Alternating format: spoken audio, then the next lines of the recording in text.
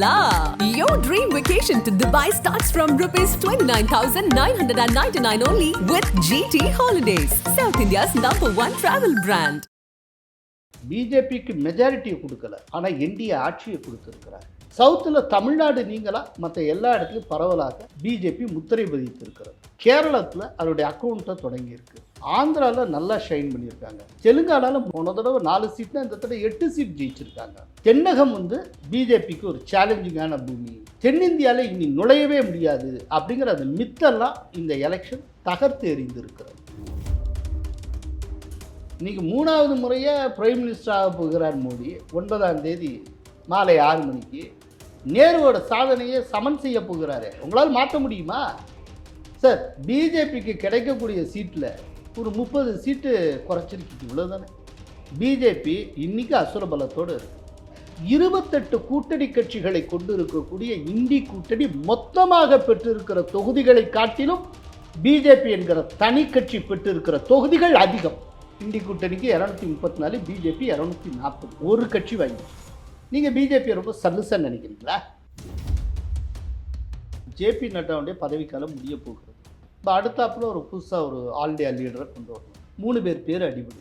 ஒன்று சிவராஜ் சிங் சௌஹான், இன்னொருத்தர் ஹரியானுடைய முன்னாள் முதல்வர் மனோகர்லால் கட்டர், அதுக்கப்புறம் அமித்ஷாவுடைய பெயரும் அடிபடுகிறது. ஆனால் இதை எல்லாத்தையும் விட நிறையா பேர் சொல்கிறது சௌஹானுக்கு தான் வாய்ப்பு அப்படிங்கிறாங்க. தமிழகத்திலிருந்து அண்ணாமலை மற்றும் தமிழிசை சவுந்தரராஜன் இவங்க 2 பேருக்குமே அமைச்சராவதுக்கான வாய்ப்பு இருக்குன்னு சொல்லப்படுது. ஜெனரல் ரூல்ஸ் படி பேசுறதுன்னா அவர் அங்கே இருந்தால் இங்கே இருக்க முடியாது, இங்கே இருந்தால் அவர் மினிஸ்டராக இருக்க மாட்டார்னு நம்ம புரிஞ்சுக்கலாம். அண்ணாமலைக்கு மட்டும் ஒரு விதிவிலக்கு கொடுத்து 2யுமே தொடர அனுமதிக்கப்படுவாரான்னு நமக்கு தெரியாது. என்னை பொறுத்தவரை ரொம்ப ஸ்மூத்தாக இந்த கவர்மெண்ட்டை அடுத்த 5 ஆண்டுகளை கம்ப்ளீட் பண்ணணும்னு நினைக்கிறேன். இந்த 5 ஆண்டுகளுக்குள்ளே அவங்க கற்ற பாடம், இந்த தேர்தலேருந்து கற்ற பாடம் இருக்கு இல்லையா, அதை கரெக்டாக இம்ப்ளிமெண்ட் பண்ணுவாங்க. நெக்ஸ்ட் டயத்தில் பிரமாதமாக ஷைன் பண்ணுறதுக்கு வாய்ப்பு. மீடியாக்களுடைய சித்தரிப்பு என்னென்னா 240 சீட்டு வாங்கின கட்சி தோத்ததாகவும் 99 சீட்டு வாங்கின கட்சி இமாலயத்தில் இருக்கிறதாகவும் சொல்லிட்டு இருப்பாங்க. இதை நம்புறதுக்கு நிறையா பேர் இருப்பாங்க. பிஜேபி ஒரு 30 தொகுதிகளுக்கு தாங்க இழந்திருக்கு.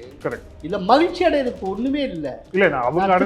சொல்றேன், இந்தி கூட்டணி மொத்தமாக வாங்கிய தொகுதிகளை காட்டிலும் பிஜேபி என்கிற ஒரு கட்சி வாங்கின தொகுதிகள் மிக அதிகம். அதனால ஒண்ணுங்க, ஊழல்வாதில நிம்மதியை தூங்க முடியாது, கிண்டி கலங்கெடுத்துருவாங்க. ஆதன் தமிழ் நேயர்களுக்கு அன்பு வணக்கம். இந்த சிறப்பு நேர்காணலில் நம்முடன் இணைந்திருக்கிறார் மூத்த பத்திரிகையாளர் கோலால ஸ்ரீனிவாஸ் அவர்கள். வணக்கம் சார். வணக்கம். இந்த தேர்தல் முடிவுகள் இது ஏற்படுத்தியிருக்கக்கூடிய தாக்கம், குறிப்பாக பிரதமராக மீண்டும் மோடி அவர்கள் வரப்போகிறார், அதில் எந்த மாற்றமும் இல்லை. ஆனால் அது தொடர்ச்சியாக ஏற்படுத்திக்கக்கூடிய கேள்விகள் அப்படின்றது. இந்த ரிசல்ட்ஸ்லேருந்து ஒரு 5 டேக்அவே, முக்கியமான டேக்அவே தான் அப்படின்னா நீங்கள் என்ன சொல்லுவீங்க? முதல்ல மோடியாக இருந்தாலுமே டேக்கன் ஃபார் கிராண்டட் கிடையாது. மக்கள் அதிருப்தி அடையவும் வாய்ப்பு உண்டு.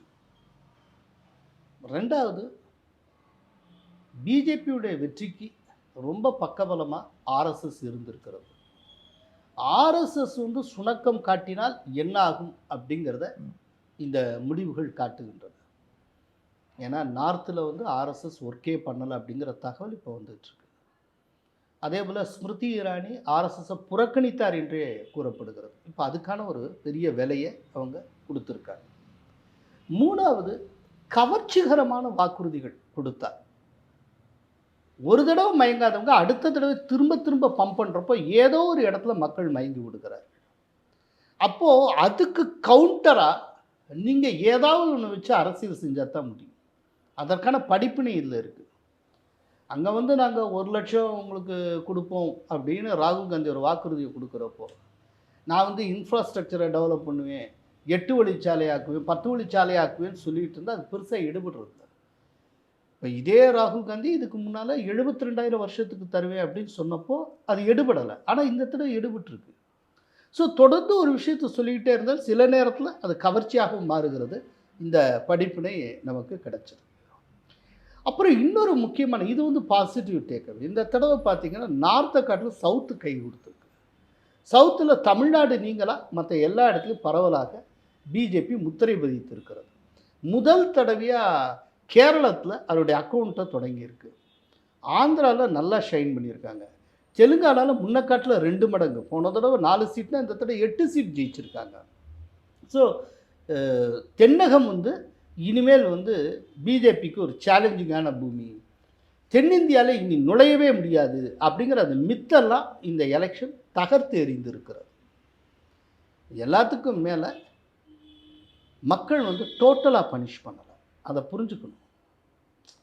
பிஜேபிக்கு மெஜாரிட்டியை கொடுக்கல, ஆனால் என்டிஏ ஆட்சியை கொடுத்துருக்கிறார். மோடி தான் மீண்டும் பிரதமருங்கிறத மக்கள் உறுதி செஞ்சுருக்காங்க. ஸோ ஒரு சின்ன கரெக்ஷன், ஒரு எச்சரிக்கை கொடுக்கணும்னு மக்கள் நினச்சிருக்காங்க. ஒரு வார்னிங், அவ்வளோதான். இதில் குறிப்பாக அந்த ஒரு பிக் ப்ளோ அப்படின்னு சொல்லப்படக்கூடிய அந்த ஸ்டேட்ஸில் வந்து மிக முக்கியமான ஸ்டேட் வந்து உத்தரப்பிரதேசம். உத்தரப்பிரதேசத்தில் என்ன தவறு நிகழ்ந்தது அப்படின்னு, ஏற்கனவே அங்கே வந்து டபுள் இன்ஜின் சர்க்கார் அப்படின்னு ஒரு முக்கியமான ஒரு ஒரு பிரச்சாரம், அதை தாண்டி ராமர் கோயிலுடைய அந்த பிராண பிரதிஷ்டை உள்ளிட்ட விஷயங்கள் எல்லாமே வந்து பாஜகவுக்கு வந்து பாசிட்டிவாக இருக்குன்னு தொடர்ச்சியாக சொல்லப்பட்டு வந்த நிலையில், காங்கிரஸ் கட்சி ஒன்றுமே இல்லை, அடிமட்டத்துக்கு போயிடுச்சு அப்படின்னு சொல்லப்பட்டு வந்த நிலையில், அந்த கூட்டணி 2019 வந்து ஒர்க் பண்ணல, மாயாவதி கூட இருக்கும்போது கூட ஒர்க் பண்ணலை.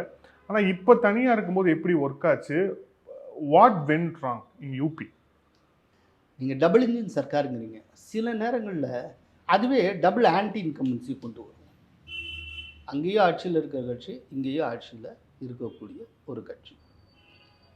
இப்போது இந்த தடவை பிரச்சாரத்தப்போ மோடி வந்து ஒரு பெண்ணை வந்து சந்தித்தார். அவங்க குடிசை வீட்டுக்கு போய் அவங்க வந்து பிரதமர் ஆவாஸ் யோஜனா திட்டத்துக்கு கீழே பிரதமரின் வீடு பெற்ற பயனாளி ஒரு பெண்.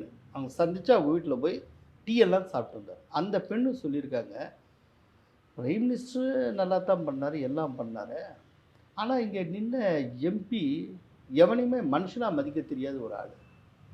இவர் போய் எந்த உதவி யாருக்குமே செய்ய மாட்டார், அதனால தான் இந்த தடவை எல்லாரும் மாற்றி ஓட்டு போட்டாங்க அப்படின்னு அந்த பெண் சொல்லியிருக்கிறார். அதோடு மட்டும் இல்லை, அயோத்தியில் ஏன் போச்சு அப்படின்னா இப்போ நிறைய ஸ்டோரிஸ் வருது.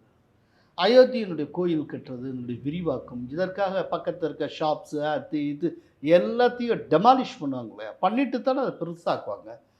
அப்போது இவங்களுக்கு வந்து அந்த இடத்த ஒதுக்கீடு செஞ்சு அவங்களுக்கு ஒரு மறுவாழ்க்கை கொடுக்கணுங்களா? அவங்க இடத்த இடித்து இது பண்ணுறீங்கன்னா அவங்களுக்கு காம்பன்சேஷன் கொடுக்கணும், இல்லாட்டி ஒரு இடத்துல ஒதுக்கி அவங்களுக்கு நீங்கள் கட்டித்தரணும், கடையோ இதுவோ கட்டித்தரணும் இல்லையா? அதெல்லாம் சரிவர செய்யலை. ஒருத்தவங்களுக்கு ஒருத்தர் வந்து ஒரு ஷாப்கீப்பர், அவர் சொல்கிறாரு என்னன்னா, இந்த மாதிரி டெமாலிஷ் பண்ணாங்க, எல்லாம் செய்கிறோம் அது இதுன்னு சொன்னாங்க. கடைசியில் கடையை ஒதுக்கீடு செஞ்சாங்க. கடையை ஒதுக்கிட்டு அந்த கடையை பெறணும்னு நான் முயற்சி பண்ணும்போது என்கிட்ட 10 லட்சம் ரூபாய் கேட்டாங்க. நான் எங்கே போவேன்? என்னுடைய வாழ்க்கையே போச்சு, என்னுடைய வாழ்க்கை ஆதாரமே அளிக்கப்பட்டது அப்படின்னு. ஸோ இந்த மாதிரி லோக்கல் பீப்புளை பகைச்சிக்கிற மாதிரியான ஒரு சூழ்நிலை இருந்தது. அதே நேரத்தில் அயோத்தியா வச்சு பெரிய பெரிய டாப் லெவல் பிஸ்னஸ் பீப்புளாக இருக்காங்கல்ல, இப்போ டூரிசம்லாம் பெரிய பெரிய ஆட்கள்லாம் நடத்துவாங்க. இப்போ அவங்களுக்கு வாய்ப்புகள் விஸ்தரிக்கப்பட்டிருக்கு. அவங்க வந்து ஃப்ளைட்டில் பேக்கேஜ் டூர்னு கூப்பிட்டு வராங்க, அங்கங்கே இருக்க ஹோட்டலில் தங்க வைக்கிறாங்க, டூர் ஆப்ரேட்டர்ஸ் கோயிலுக்கு கொண்டு போகிறாங்க, அது இப்படிலாம் நிறைய போயிட்டுருக்கு எல்லாம். இதை வச்சுட்டு வெளியூரை சேர்ந்தவங்க இவங்கெல்லாம் பிழைக்கிறாங்க, ஆனால் உள்ளூர்காரனுக்கு பொழப்பு ஓடலாம். அவங்க இதில் வந்து வாழ்வாதாரத்தில் கை வைக்கப்பட்டது அப்படின்னு அப்புறம் பரவலாகவே நம்ம கேள்விப்படுறது, குறிப்பாக யூபியினுடைய பூர்வாஞ்சல் இந்த பகுதியெல்லாம் வந்து ஆர்எஸ்எஸ் ஒர்க்கே பண்ணலை. ஆர்எஸ்எஸ் ஏதோ ஒரு காரணத்தால் புறக்கணித்தது போல் இருந்தது. ரீசெண்டாக ஜேபி நட்டாவுடைய கமெண்ட், ஆர்எஸ்எஸ் இதெல்லாம் காட்டிலுமே பெரிய தலைவர் மோடி அப்படின்னு சொன்ன ஒரு விஷயம் இருக்குல்ல, அது வந்து ஆர்எஸ்எஸ்ஸை மறுபரிசீலனை செய்ய வைத்ததா நமக்கு தெரியாது. ஏன்னா ஒரு ஹெல்த்தி கரெக்ஷன் கொண்டு வரணும், இவங்க உண்மையான ஹைட்டு என்னன்னு காட்டணும்னு ஆர்எஸ்எஸ்ஸே நினைக்கலாம். அப்படிலாம் செய்யும் ஆர்எஸ்எஸ். ஏன்னா ஆர்எஸ்எஸ்ஸுக்கும் பிஜேபிக்கு இடையில் இருக்க உறவுங்கிறது ஒரு தகப்பனுக்கும் மகனுக்குமான உறவு மாதிரி. மகன் வந்து கொஞ்சம் எல்லை மீறி போகிறான் அப்படிங்கிறப்போ ஃப்ரிக்ஷனை உருவாக்காது, ஆனால் ஒரு பாடம் கற்பிக்கும். இப்போ ஆர்எஸ்எஸ் கொடுத்துருக்க பாடமே என்ன? இந்தியாவுக்கு தான் ஆட்சி வந்திருக்கு, மோடி தான் பிரதமர், ஆனால் மெஜாரிட்டி கிடையாது. ஒரு சின்ன கரெக்ஷன், அப்படி ஒரு சுண்டி இருக்காங்க. அதே போல் ஸ்மிருதி இரானி ஒர்க் பண்ணுறப்போ அவங்களுக்கு தனியாக ஒரு டீம் இருந்தால் அந்த டீமை வச்சுக்கிட்டே தான் அவங்க ஒர்க் பண்ணாங்க. ஆர்எஸ்எஸ் உள்ளே இறங்குறப்ப நீங்கள் வர வேண்டாம் நான் பார்த்துக்கிறேன்ட்டாங்க. என்ன பார்த்துக்கிட்டாங்க? ஸோ இந்த ஆர்எஸ்எஸ் கைவிட்டு அதுக்கப்புறம் இன்னொரு ரொம்ப சுவாரஸ்யமான ஒரு தகவல், அதெல்லாம் இப்போ தான் வருது. என்னன்னா ஒரு 35 பேர் கொண்ட வேட்பாளர் லிஸ்ட்டு ஒன்று யோகி ஆதித்யநாத் கட்சியுடைய மத்திய தலைமைக்கு கொடுத்து அகில இந்திய தலைமைக்கு கொடுத்து இவங்களுக்கு சீட்டு கொடுங்க அப்படின்னு சொன்னதாகவும் அது யோகி ஆதித்யநாத் ரெக்கமெண்ட் பண்ணதில் ஒருத்தருக்கு கூட சீட்டு கொடுக்கல, மறுக்கப்பட்டது அப்படிங்கிறது ஒரு காரணம்ங்கிறாங்க. யோகி ஆதித்யநாத் களத்தில் இறங்கி ஒர்க் பண்ணலை, அதனால ரொம்ப அவர் வந்து ஃபெடப் ஆகிட்டார் அப்படின்னு சொல்லிட்டு. அங்கே அவங்க என்ன பார்வை பார்த்துருப்பாங்க, அவங்களுடைய ஐடியா என்னவாக இருந்திருக்குன்னா, இப்போ யோகி சொன்ன அத்தனை பேர் கொடுத்துட்டு கிட்டத்தட்ட ஒரு 40 எம்பிஸ் வரைக்கும் யோகி கண்ட்ரோலில் இருக்கிற மாதிரி ஆயிரும். யோகியுடைய கண்ட்ரோலில் அவர் சொன்னதை கேட்குற மாதிரி ஒரு 40 எம்பிஸ் இருக்கிற மாதிரி இருக்கிறதுங்கிறது சரியாக வராது. எல்லாமே அந்த கட்சியினுடைய கட்டுப்பாட்டில் இருக்கணும் அப்படின்னு சொல்லி அவங்க நினச்சிருந்துருப்பாங்க.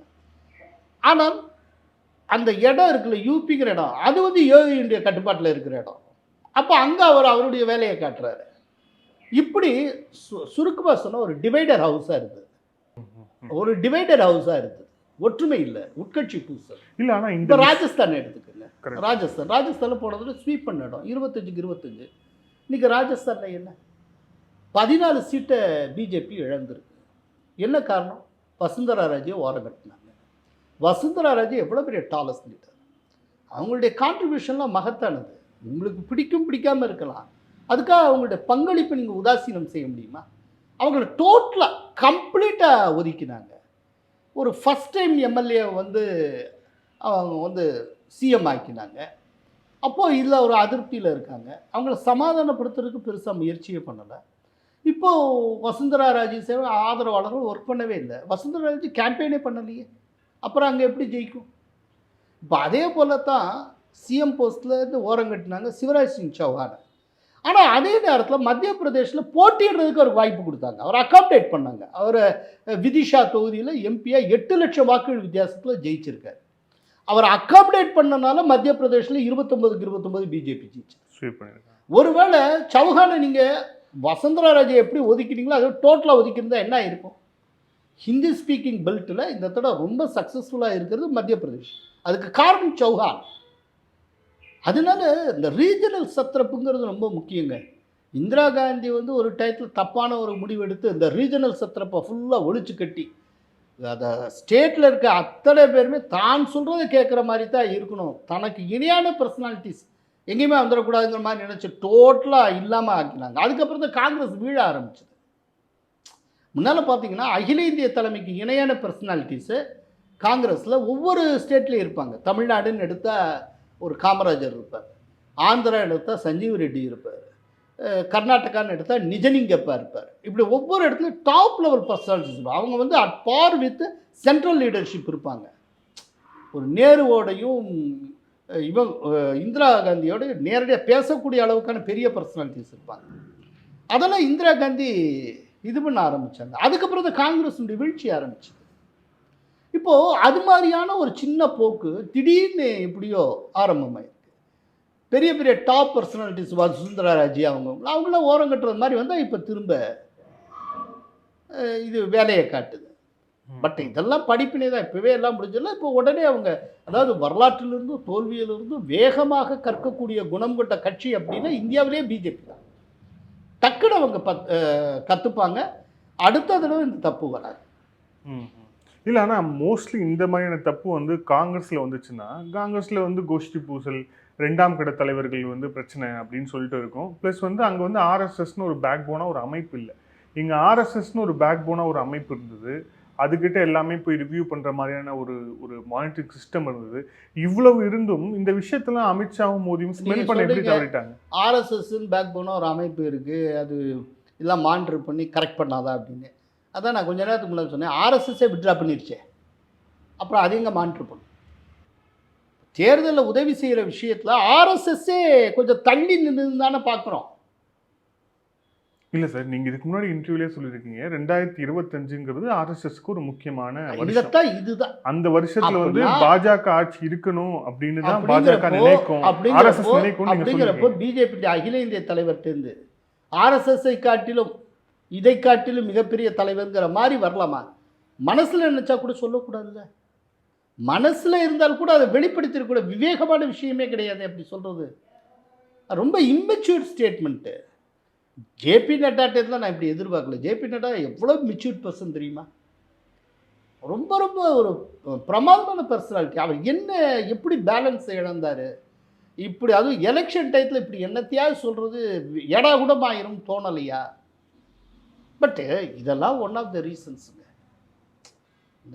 இன்னொன்று, தொடர்ந்து மோடி 10 வருஷம் இருந்திருக்காரு.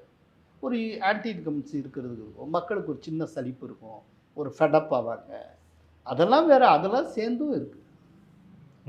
இப்போ பிரசாந்த் கிஷோர் பேட்டியில் கொடுக்குறப்ப சொல்லியா, நீங்கள் கூகுள் சர்ச் பண்ணி பாருங்கள் ரொம்ப டிக்ளைன் ஆகுது, இதெல்லாம் சொல்லியிருக்காருல. இப்போ இது எல்லாத்துக்குமே ஏதோ கொஞ்சம் அர்த்தம்லாம் இருக்குது. இல்லை, ஒரு சமூக வலைதள ஒரு பதிவு, அந்த பதிவு வந்து இந்த மாதிரி தோல்விக்கு அப்புறம் எதிர்கட்சிகள் நிறைய பேர் அதை வந்து பயங்கர சிலாகிச்சு போட்டிருந்தாங்க. மோடி அவர்கள் வந்து அவருடைய அந்த பேக் போன் உடைந்தது, மம்தா பானர்ஜி அவர்கள்லாம் பேசியிருந்தாங்க, எல்லாத்தையுமே பார்த்தோம். ஒரு 10 வருஷத்துக்கு அப்புறம் இந்த ரிசல்ட்டை பார்த்ததுக்கு அப்புறம் தான் நிறைய இஸ்லாமியர்கள் வந்து நிம்மதியாக வந்து தூங்க போயிருப்பாங்க அப்படின்ட்டு ஒரு பதிவு. ஸோ வந்து இந்த ரிசல்ட் வந்து உண்மையிலேயே அந்த மாதிரியான ஒரு ரிசல்ட்டாக தான் மாறி இருக்கா என்ன? ஏன் அதுக்கு முன்னால் 10 வருஷமாக அவர் தூங்கவே இல்லையா? அவங்களுக்கு என்ன பிரச்சனை நடந்தது? இல்லை, நமக்குன்னு அவர்களுக்கு என்ன பிரச்சனை நடந்தது? இல்லை, அவங்களுக்கு என்ன ப்ராப்ளம் நடந்தது? இப்போவுமே நிம்மதியாக தூங்க முடியாது. இப்போவுமே மோடி தானே பிரைம் மினிஸ்டர். அப்படி பார்த்தா இன்னைக்கு என்டிஏ தானேங்க ஆட்சி. சார், பிஜேபி தாங்க ஒரு 33 சீட்டு கம்மியாக வாங்கியிருக்கு. பிரைம் மினிஸ்டர் மோடி தானே. அதை உங்களால் மாற்றவே முடியலையே. இன்னைக்கு 3வது முறையாக பிரைம் மினிஸ்டர் ஆக போகிறார் மோடி. 9ஆம் தேதி மாலை 6 மணிக்கு நேருவோட சாதனையை சமன் செய்ய போகிறாரு. உங்களால் மாற்ற முடியுமா?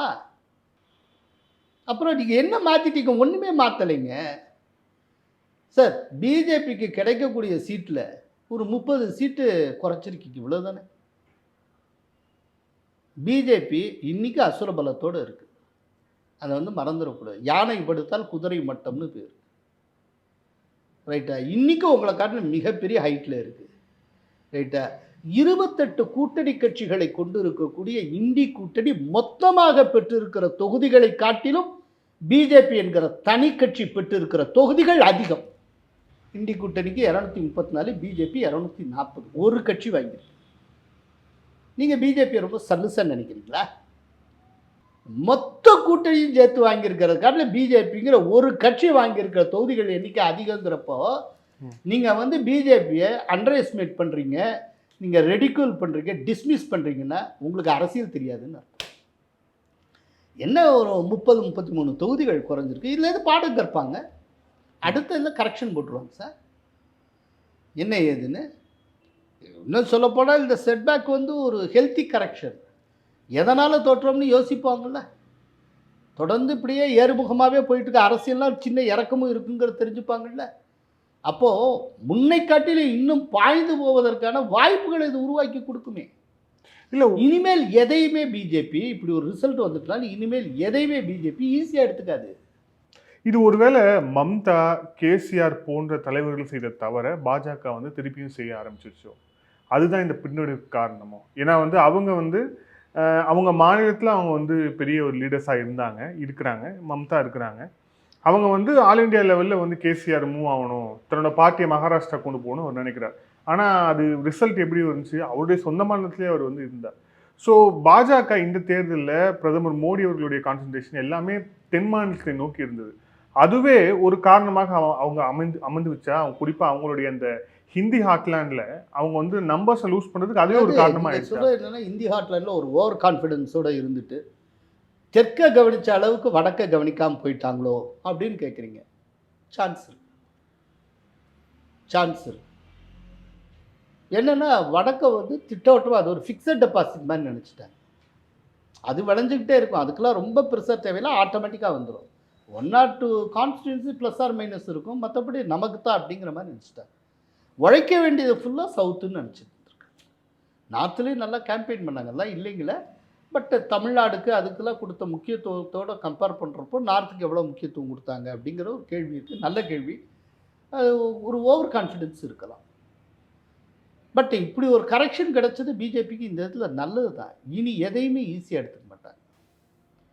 ஒரு சின்ன இதனால அதுக்கு உரிய முக்கியத்துவத்தை கொடுப்பாங்க, பக்காவாக அட்ரஸ் பண்ணுவாங்க. இனி அவங்களுடைய என்டையர் அப்ரோச்சுமே மாறும். இதில் இப்போ யூபியில் யோகி வந்து ப்ரப்போஸ் பண்ண கேண்டிடேட்ஸ் வந்து அவங்க போடலை அப்படிங்கிறது, அது யோகி அப்படிங்கிற அந்த ஒருத்தரை தாண்டி அந்த சமூகத்தையும் அது பாதித்திருக்கா? குறிப்பாக வந்து இப்போ என்ன சொல்கிறாங்க, ராஜ்புட் சமூகம் வந்து பாஜகவுக்கு எதிராக வாக்களித்திருக்கிறது. ஏற்கனவே ஒரு நபர் ராஜ்புட்டை பற்றி சர்ச்சையாக பேசியதும் அங்கே வந்து ஒர்க் ஆயிருக்கு. ஸோ யூபியில் ஹிந்துத்துவா கன்சால்டேஷனை கொண்டு வரணும்னு பிஜேபி ட்ரை பண்ணுச்சு. ஆனால் ஒரு ஜாதி ரீதியான ஒரு கன்சால்டேஷனை அகிலேஷ் கொண்டு வந்து ஜெயிச்சிட்டாரு அப்படிங்கிறாங்க. அது உண்மைங்க? அதாவது குஜராத்தை சேர்ந்த அமைச்சர் ரூபாலி அவர் வந்து ராஜ்புத் பற்றி தேவையில்லாதபடிக்கு பேசினார். அதான் நிறையா வந்து ஒரு வார்த்தை சொல்லுவோம்ல, அதாவது நினப்பு தான் பொழப்ப கெடுத்துதாங்கிற மாதிரி இங்கே பேசியே கெடுத்தாங்க. அவர் எலெக்ஷன் டைமில் பேசக்கூடாத பேசினார். ராஜ்புத்திரர்கள்லாம் அந்த காலத்தில் பிரிட்டிஷ்காரர்களுக்கு எடுபடிகள் போல் இருந்து அப்படிலாம் பண்ணவங்க அப்படிங்கிற மாதிரி என்னத்தையோ ஒரு இடத்துல சொல்லி அது ராஜ்புத் சமூகத்துக்கு ஒரு பெரிய எரிச்சலை உருவாக்கி அதுக்கப்புறம் 2 தடவை மன்னிப்பு கேட்டார். ஆனால் ஒர்க் அவுட் ஆகும். அந்த டைத்தில் அவர் அப்படிலாம் பேசியிருக்கக்கூடாது. கடைசியில் அவர் குஜராத் மினிஸ்டர். அங்கே பேசினது யூபி ராஜஸ்தான் வரைக்கும் எதிரொலிச்சு. ராஜ்புட்ஸ் எங்கெல்லாம் இருக்காங்களோ அவங்க அத்தனை. அப்போ அவங்க அத்தனை பேரும் பிஜேபிக்கு எதிராக கன்சால்டேட் ஆனாங்க. அந்த கன்சால்டேஷனும் பிஜேபியினர் கடைசி வரைக்கும் கரெக்ஷனும் போட முடியல. அது அதே நேரத்தில் இந்த தடவை என்ன பண்ணார், சமாஜ்வாதி பார்ட்டி அகிலேஷ் யாதவ் ரொம்ப கெட்டிக்காரத்தனமாக ஒரு காரியம் பண்ணியிருக்காரு. இதுக்கு முன்னால் அந்த பார்ட்டியை வந்து டோட்டலாக அது ஒரு யாதவர்கள் கட்சிங்கிற மாதிரி இருந்தது. இந்த தடவை நிறைய ஓபிசி பிராமின் கேண்டிடேட்ஸு எல்லாருக்குமே, முஸ்லீம்ஸ் எல்லாருக்குமே வாய்ப்பு கொடுத்துருக்காரு. இது வந்து கடந்த காலத்தில் மாயாவதி யூஸ் பண்ண ஒரு ஸ்ட்ராட்டஜி.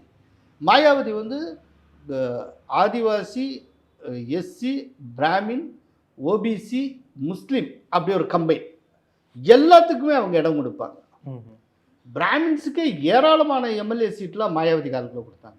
இது எல்லாத்தையும் இன்க்ளூசிவாக கொண்டு வரப்போ தான் மாயாவதியை தனியாக ஃபுல் மெஜாரிட்டியோட ஆட்சியெல்லாம் பண்ணாங்க. அந்த இதை இந்த தடவை அவர் கையில் எடுத்தார். ஸோ அங்கே இருந்த சோஷியல் இன்ஜினியரிங் சரியாக இருந்தது. இந்த சோஷியல் இன்ஜினியரிங் பண்ணுறாருங்கிறது தெரியும், தெரிஞ்சுமே இப்படிலாம் பண்ணாப்புல என்ன ஜெயிச்சிடவா போகிறாங்க அப்படின்னு ஒரு பார்வை இருந்தது. அதுக்கு ஒரு காரணம் இருக்குது. என்னென்னா பொலிட்டிக்கலாக சமாஜ்வாதி பார்ட்டி காங்கிரஸோட அலைன் பண்ணியிருக்கு. இப்போது பகுஜன் சமாஜ் பார்ட்டி அதோட அலையன்ஸில் இருந்திருந்தால் கொஞ்சம் பயம் வந்திருக்கும். 2 பெரிய கட்சி முக்கியமான கட்சி சேர்றாங்க, என்ன ஆகுமான்ட்டு. காங்கிரஸ் தானே, அப்படியே காங்கிரஸோட அலைன் பண்ணி இவங்க என்ன சாதிச்சிட முடியும்னு நினச்சாங்க. உண்மையில் காங்கிரஸுங்க பெரிய பர்சன்டேஜ் எதுவுமே கிடையாது. இந்த சட்டப்பேரவை தேர்தல் 2022 சட்டப்பேரவை தேர்தலில் காங்கிரஸ் வந்து மொத்தம் இருக்கிற 403 தொகுதிகளில் 2 சீட்டு தான் ஜெயிச்சது. அதில் பர்சன்டேஜ் வெறும் 2. இந்த தடவை காங்கிரஸ் பெற்றிருக்கக்கூடிய அத்தனை வாக்குகள், அத்தனை பர்சன்டேஜ் சமாஜ்வாதி கட்சியோடது. ஸோ சமாஜ்வாதி கட்சி இந்த தடவை நல்ல சோஷியல் இன்ஜினியரிங் ரொம்ப சீரியஸாக எடுத்துகிட்டு பண்ணாங்க. இங்கே வந்து ஒரு ஓவர் கான்ஃபிடென்ஸ், அதோட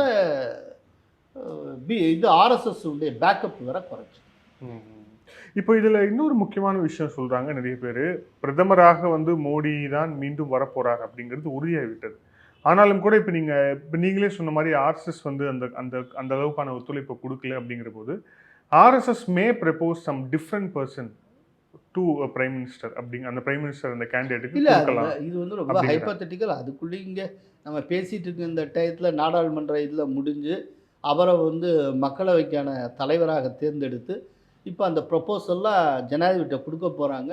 கொடுத்து முறைப்படி நீங்கள் பிரதமராக பதவியேற்கணும் அப்படின்னு சொல்லி ஜனாதிபதி அவருக்கு அழைப்பு கொடுப்பாங்க. அந்த அழைப்பை ஏற்று வருகிற 9ஆம் தேதி மாலை 6 மணிக்கு பிரதமராக 3வது முறையாக மோடி பதவியேற்க இருக்கிறார். அதனால் அது முடிஞ்சுது. அப்படி ஒரு ப்ரொப்போசலும் அப்படி ஒரு திட்டத்தையும் ஆர்எஸ்எஸ் வைத்திருக்க வாய்ப்பே இல்லை.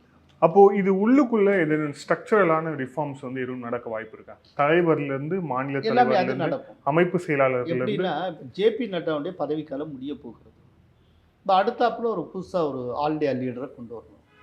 3 பேர் அடிபடுது. ஒன்று சிவராஜ் சிங் சௌஹான், இன்னொருத்தர் ஹரியானுடைய முன்னாள் முதல்வர் இவர் மனோகர்லால் கட்டர், அதுக்கப்புறம் அமித்ஷாவுடைய பெயரும் அடிபடுகிறது. இப்போ அமித்ஷா தலைவரானா சிவராஜ் சிங் சௌஹான் வந்து ஹோம் மினிஸ்டராவாருங்கிறாங்க. ஆனால் இதை எல்லாத்தையும் விட நிறையா பேர் சொல்கிறது சௌஹானுக்கு தான் வாய்ப்பு அப்படிங்கிறாங்க. அதுக்கு ஒரு காரணம் என்னென்னா இப்போ லேசாக மோடி ஸ்டைல் ஆஃப் ஃபங்க்ஷனிங் இதில் வந்து மக்களுக்கு ஒரு சின்ன ரிசன்மெண்ட் இருக்குது, ஒரு அதிருப்தி இருக்குது. இப்படிப்பட்ட டயத்தில் அமித்ஷாவையும் பிரசிடெண்ட் ஆக்கினால் மோடிக்கு அமித்ஷாவுக்கு என்ன வித்தியாசம்? ஒரே ஸ்கூல் ஆஃப் தாட்டு. மோடியோட இன்னொரு ஃபேஸ் தானே அமித்ஷா. அப்படிங்கிறப்போ தொடர்ந்து அதே மாதிரியான ஒரு தாட் ப்ராசஸை, அதுவும் இப்போ செட்பேக் இருக்கக்கூடிய டயத்தில் கொண்டு வரது அவ்வளோ சரியாக இருக்காது, விவேகமாக இருக்காது. அதுக்கு பதிலாக ஒரு மாடரேட்டாக இருக்கக்கூடிய, அதே நேரத்தில் ஏழை பங்காளனாக இருக்கக்கூடிய, எல்லாத்தையும் ரொம்ப அக்காமடேட் பண்ணிட்டு ரொம்ப அரவணைச்சு போகக்கூடிய சௌஹான் மாதிரியான ஒருத்தரை கொண்டு போகும். அது வந்து பீப்புளுக்கு ஒரு மெசேஜை கொடுக்கும். இன்னொன்று, சௌஹான் வந்து ஒரு ஓபிசி லீடர், ஆனால் எல்லாத்தையும் பாசமாக இருக்கக்கூடியவர், தாய் குலத்தினுடைய அன்பை பெற்றவர். அவருக்கு நிறைய படிமங்கள் இருக்குது. இப்போ உங்களுக்கே தெரியும், முன்னால் மத்திய பிரதேஷில் ஒரு தலித் அவமானப்படுத்தப்பட்டப்போ அந்த தலித்தை தன்னுடைய வீட்டுக்கு அழைச்சி அவருக்கு பாதத்தை கழுவி அவர் பாத பூஜை செய்தார். தன்னோட சமமாக அமர்த்தி அவருக்கு சாப்பாடெல்லாம் அவரே பரிமாறினார். இதெல்லாம் நடந்திருக்கு, இதெல்லாம் எல்லாருமே பார்த்துருக்காங்க. அப்படிங்கிறப்போ இந்த டயத்தில் இந்த மாதிரியான ஒருத்தரை பிரசிடெண்ட்டாக கொண்டு வர்றதுக்கு ஒரு ரைட் மெசேஜை மக்கள்கிட்ட கன்வே பண்ணணும்னு நினைக்கிறேன். அதனால் அநேகமாக சௌஹான் வர்றதுக்கு வாய்ப்பு இருக்குது. அதே போல் ஆர்கனைசிங் செக்ரட்டரியும் மாற்றப்படலாம் அப்படின்னு தெரிய வருது. ஆர்கனைசிங் செக்ரட்டரியாக சுனில் பன்சால் வருவார். சுனில் பன்சால் ஒரு பெரிய ஸ்ட்ராட்டஜிஸ்ட். அதாவது பிஜேபியில் மிகச்சிறந்த ஸ்ட்ராட்டஜிஸ்ட் அப்படின்னா சுனில் பன்சாலும் இது பிஸ்வ சர்மா இருக்காரு, ஹிமந்த பிஸ்வ சர்மாவும் தலை சிறந்த ஸ்ட்ராட்டஜிஸ்ட். சுனில் பன்சால் தான் இப்போ ஒடிஷாவுடைய இன்சார்ஜ். தெலுங்கானாவும் அவர் தான் பார்த்தார். போன தடவை சுனில் பன்சால் தான் யூபியை கவனிச்சிட்டார். அப்படின்னா அவர் எப்படிப்பட்ட வெற்றியாளர்னு நீங்கள் புரிஞ்சுக்கலாம். அவரை வந்து அமைப்பு செயலாளராக கொண்டு வரணும்னு ஒரு ஐடியாவில் இருக்காங்க. அது அநேகமாக இந்த லைனில் தான் நடக்கும்னு நான் நினைக்கிறேன். ஆனால் இங்கே அரவிந்த் மேனன் ஒருத்தரை போட்டாங்க தமிழகத்தில். அது தமிழ்நாட்டுக்கான இன்சார்ஜாக போட்டாங்க. ஆமாம், இன்சார்ஜாக போட்டாங்க. ஆனால் அதுக்கான ஈல்டாக வந்து எதுவும் தரலையே பெருசாக எதுவும் தரலையே தமிழ்நாட்டில். அவர் போட்ட குறுகிற காலத்தில் என்ன போட்டாங்க, போட்ட உடனே எப்படி ஈல்டு வரும்? அது ரொம்ப அவரே தமிழ்நாட்டோட அக்வைண்ட் ஆகுங்க. இன்னொன்று, ஒருத்தர் மேற்பார்வையாளராக ஒரு மேலிட பொறுப்பாளர்னு போட்டால் அந்த 3 மாதத்துக்குள்ளேயே திடீர்னு ஜி பூமான்னு சொல்லி மேஜிக் பண்ணுற மாதிரிலாம் எதுவும் செஞ்சிட முடியாது. அது பலகால ஒர்க்கில் களத்தில் எவ்வளோ வேலை இருக்குது, எல்லாம் முடிஞ்சு வர வேண்டியதில்லை ஒரு இல்லை. அப்படிங்கிறப்போ அரவிந்த் மேனன் வந்து எப்படி பொறுப்பாக்கணும்? மாநில தலைமைகளும் மாற்றப்படுமா? ஏன்னா அதுவும் தொடர்ச்சியான விவாதமாக போயிட்டுருக்கு. குறிப்பாக ஃபட்னாவிஸ் வந்து நானே வந்து முதலமைச்சர் பதவியை ராஜினாமா செய்கிறேன், ராஜினாமா கடிதம் கொடுத்துட்டேன் அப்படிங்கிற துணை முதல்வர் பதவியை. ஸோ இந்த மாதிரியான விஷயங்கள் தொடர்ச்சியாக நடந்துகிட்டு இருக்கு. அப்படிங்கிறத அநேகமாக அவருக்கு வந்து முக்கியமான போர்ட்ஃபோலியோ மத்திய அமைச்சரவையில் கொடுக்கலாம், அதுக்கு வாய்ப்பு இருக்குது. இன்னொன்று கூடுதலாக என்ன சொல்கிறாங்க அப்படின்னா, உத்தவ் தாக்கரே வந்து ஒரு வேளை இவங்க ஏக்நாத் ஷிண்டே எல்லாரும் ஒன்று சேர்ந்து, இப்போ மக்கள் கொடுத்த தீர்ப்பின்படி உத்தவ் தாக்கரேயை தான் மக்கள் அங்கீகரிச்சிருக்காங்க, அவருடைய கட்சியை தான். அப்படி இருக்கும்போது ஏக்நாத் ஷிண்டே எல்லாருமே ஒன்று சேர்ந்துருவாங்க. அப்படிப்பட்ட சூழ்நிலை உத்தவ் தாக்கரேக்கு முதல்வர் பதவியை கொடுக்கறதா இருந்தால் அவர் திரும்ப இந்தியாவுக்குள்ளே வந்தாலும் வந்துருவாருங்க. இல்லை, ஆனால் அப்படி சொல்லிட முடியுமா? ஏன்னா இப்போ அஜித் பவார் வந்து ஒரு சீட் தான் ஜெயிக்கிறாரு. NCP Sharad Pawar faction 9 seat. அவர் நாளைக்கு அஜித் பவார் சரத்பவாரோட ஒட்ட மாட்டார்னு என்ன இருக்கு? ஆமா, ஆனா இந்திய கூட்டத்துக்கு அஜித் பவார் வரவே இல்லையே. இல்ல, இன்னைக்கு வந்திருக்காரு. அன்னைக்கு நடந்த கூடத்துக்கு வரல, இன்னைக்கு வரவே இல்லை. ஆமா, இன்னைக்கு நடந்த ஒரு சீட் தான் அவர் வச்சிருக்காரு. அஜித் பவாருக்கு மக்கள் சப்போர்ட் என்னன்னு தெரிஞ்சு போச்சு. ஆமா, நாளைக்கு அஜித் பவார் வந்து தன்னுடைய பொலிட்டிக்கல் சர்வைவல் அப்படின்னு பார்த்தோன்னா அவர் திரும்ப சரத்பவாரோட போயிடுச்சு. 2 பேரும் ரிலேட்டிவ்ஸ் தானே. இல்ல, அஜித் பவார் விஷயத்துல சரி. பட் ஏக்நாத் ஷிண்டே அவரும் 7 சீட் ஜெயிச்சிருக்காருல்ல. அவர் 7 சீட் ஜெயிச்சிருக்காரு. உத்தவ் தாக்கரே ஃபேக்ஷன் 9 சீட் ஜெயிச்சிருக்காங்க. 9. சோ ஏக்நாத் ஷிண்டேவே அஜித் பவார் மாதிரி முழுசா ஒதுக்கிடல. அது உண்மைதான், நான் இல்லைன்னு சொல்ல. ஆனால் அப்படி ஒரு டாக்ஸ் ஓடிட்டு இருக்கு. ஹைபாத்தட்டிக்கல் தான் சொல்றேன். நாளைக்கு மொத்த சிவசேனனுடைய ஆதரவை பெறதுன்னு வச்சுக்கோங்களேன். இவங்க 2 பேரும் ஒன்று சேர்றாங்க. சின்ன விஷயத்துல வந்து ஏக்நாத் ஷிண்டே வந்து ஏற்றுக்கொள்ள தயாராக இருக்காருன்னா, அப்போது திரும்ப உத்தவ் தாக்கரே முதல்வராக்குவதற்கு தயாராக இருந்தால் உத்தவ் தாக்கரே வந்து பிஜேபியை ஆதரிக்க தயங்க மாட்டார். இவங்க நேற்றுக்கு வரைக்கும் ஒரே இடத்துல இருந்தவங்க தானே. இப்போ ஏக்நாத் ஷிண்டேக்கு டெப்டி சீஃப் மினிஸ்டர் கொடுத்து உத்தவ் தாக்கரேக்கு சீஃப் மினிஸ்டர் பதவி கொடுத்தா வேண்டாம்னா இருக்குது. அப்போ வந்து மொத்த சிவசேனையுமே என்டிஏ சப்போர்ட்டுக்கு போயிடும். அந்த மாதிரிலாம் இருக்குது. பட் இதெல்லாம் இது ஆக்சுவலாக இதுக்கு வழிவிடணுங்கிறதுக்காக தான் ஃபட்னவிஸ் வந்து டெல்லிக்கு போனாருங்கிறாங்க. ஏன்னா இந்த ஏக்நாத் ஷிண்டே இவங்கெல்லாம் வெளியில் வந்ததுக்கு பெரிய மூளையாக செயல்பட்டதே ஃபட்னவிஸ் அப்படிங்க. ஸோ ஃபட்னவிஸ் அங்கே இருக்கிற வரைக்கும் இந்த இது போய்கிட்டே இருக்கும்.